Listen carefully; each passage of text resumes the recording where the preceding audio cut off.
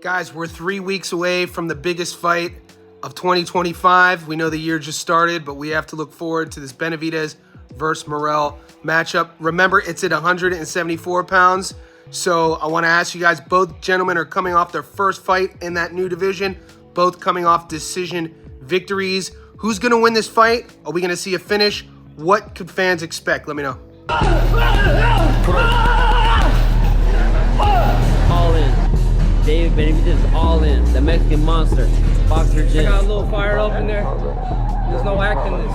This is my life. This is what I'm dedicated to. This is what I love. I love going to war. I love the warfare. I love the mental warfare. I love the physical warfare. And this is what I'm about. I'm going to show you guys what I'm the Mexican monster. February 1st, David Morrell's getting taken out. What's up, fight fans? Welcome to my channel. This is Johnny Stofko, and in today's video, we're going to take a look at the upcoming fight between David Morrell and David Benavidez.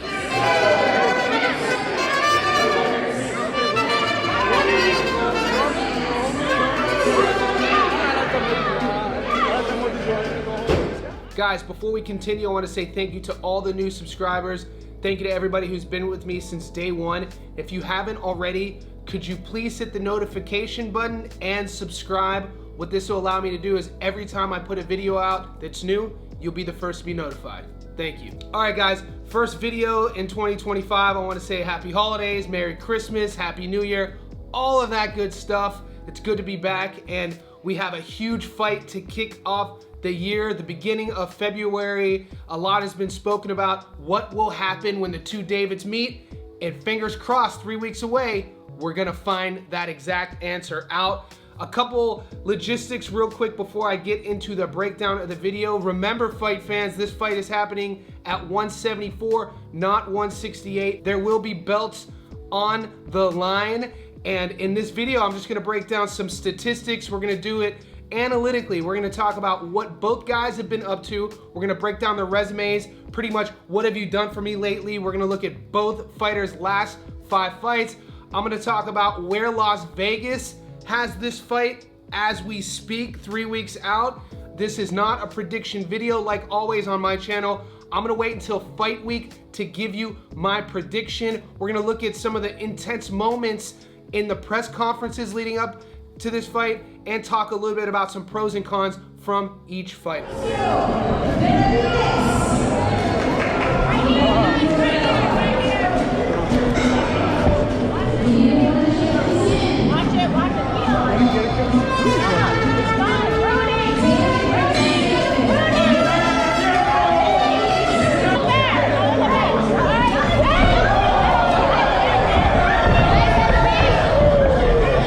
Take a closer look at David Morrell's resume and see what he's been up to. Morrell is 11-0 with 9 knockouts. He carries into the ring an 82% career knockout to win ratio. He's currently ranked number 4 in the world at light heavyweight. The Cuban is a 26-year-old southpaw standing at 6'1" with a 78.5-inch reach. We last saw him fight Kalachchik, who was 29-2, UD in the 12th. Agbeko, 28-2, knockout in the second. Falsao, 24-1, knockout in the first. Yerbis Newley, 16-0, knockout in the 12th.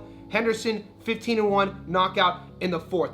Guys, with David Morrell, we have a guy who has a seasoned amateur pedigree, a Cuban slick southpaw. When he was in the division below 74, he was a knockout artist, 11 total fights, 9 knockouts. You tend to expect from fighters who move up weight classes, it usually takes them a fight or two, sometimes a handful of fights, to get acclimated into the new division. It is only a few pounds, but the fighters that they're facing are a bit more seasoned and bigger. We saw that in Morrell's last fight against Kalachchik. He did get the victory, but he didn't get the knockout. The exciting thing about this matchup with Benavidez isn't only that you have the orthodox versus southpaw, but you also have that vitriol behind each fighter, Cuban, Mexican, American.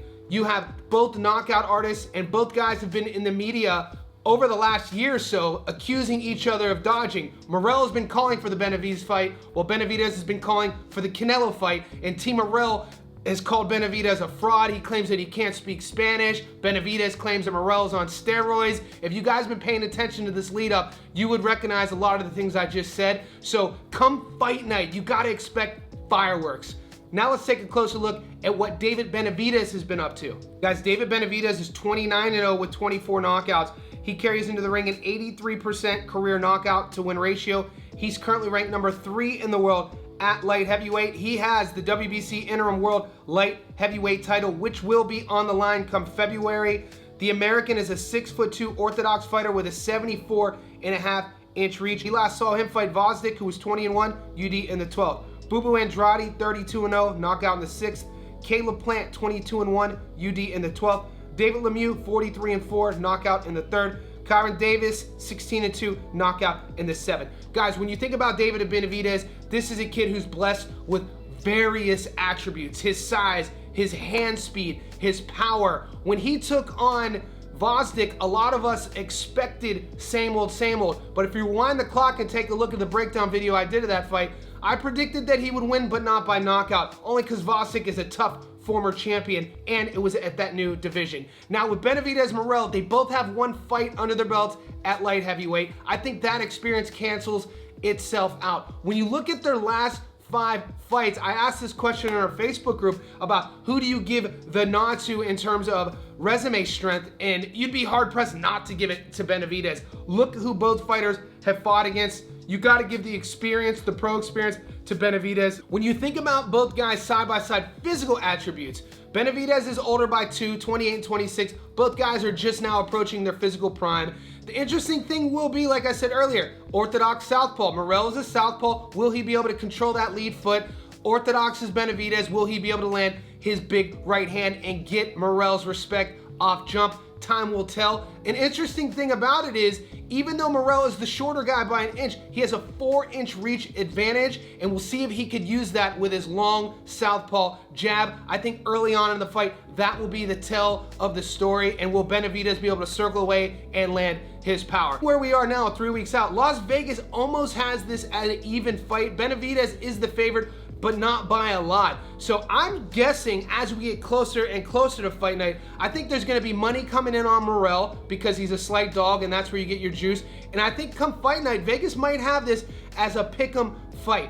On paper, if you were to just play the game of who's the more experienced pro versus the inexperienced pro, and you're picking your winner based on that, everyone's gonna pick Benavidez, and that's what I've been hearing a lot lately. This might be too much, too soon for Morrell. We know both fighters don't like each other. We've seen this in the face-offs, in the press conferences they've done. Morrell threw a belt at Benavidez. Things got heated every time they link up. I'm gonna leave this with you to wrap this video up. I'm not giving you my prediction, but right now, 3 weeks out, who is your money with? If you go all in, who's winning this fight? And if you're feeling froggy, let me know how they win this fight. Leave all that, guys, in the comment section below.